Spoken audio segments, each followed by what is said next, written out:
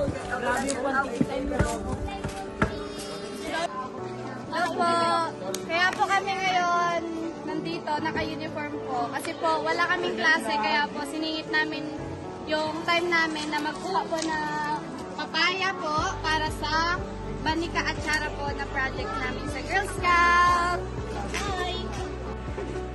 Habang hinihintay naming lumago ang aming gulayan sa Banika, gumawa kami ng paraan upang makatulong sa mga stay-at-home mother. Napagdesisyonan namin umikot o kumolekta ng mga papaya sa aming mga karatig barangay upang gawing itong atsara ng mga nanay at makakatulong ang Dagilusaw sa kanilang pamumuhay. Mas positive kami sa maaari naming magawa sa mga stay-at-home mother na nakatira sa Banika. Para saan yung papaya nyo? Para sa Banika at Chara!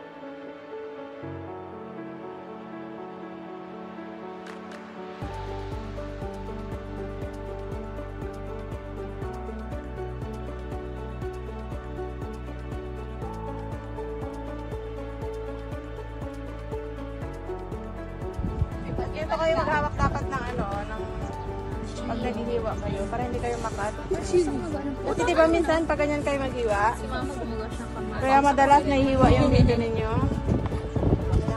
Kasi parang ito yung tumutulak. Pero kahit hindi kayo nakatingin, okay lang na. Master Chef yan! Master talaga, hindi naman.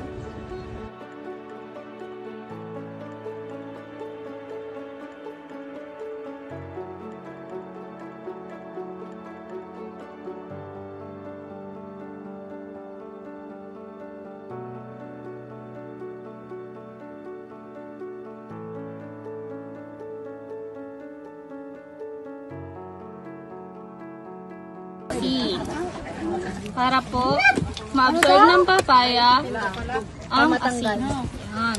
Ngayon po, nandito tayo sa kabilang side. Si Cadet Girl Scout Angel De Costo, who sliced the onion.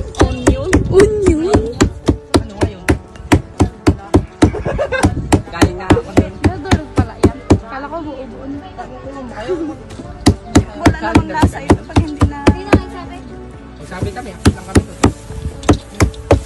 Ganito po ang mukha, wala pa yan. Ganito po ang mukha na pinipiga po na papaya sa may asin. And ito po yung product niya. Ayan.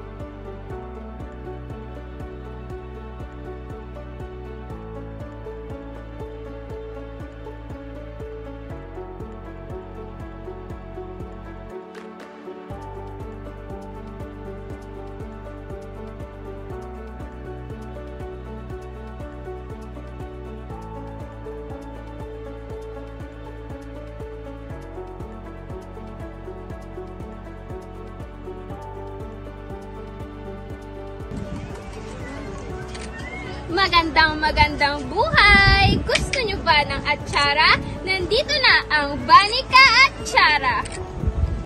Ang aming pong Banika ay matatagpuan sa Upper Lapu-Lapu, Line 4, Poblacion, Nara, Palawan. Meron po kaming mga alaga doon na kambing, baboy,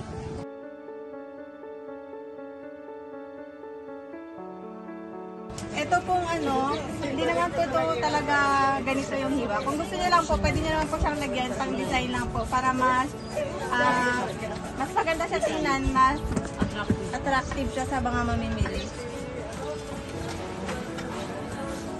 Yung iba po naglalagay ng sibuyas at saka bawang. Sa akin po kasi hindi ko pa siya nilagyan kasi pagka yung sibuyas po, kapag nilagay doon sa suka ng matagal, kapag nababad, nadali ko siyang mapanis at saka mangamoy yung ano, yung sabaw niya. Ayan, kumukulong na po siya. Habang kumukulong, nilalagay ko ng wait. So, ito kung siya mo kaagad. Pwede mo siya pero kung stock,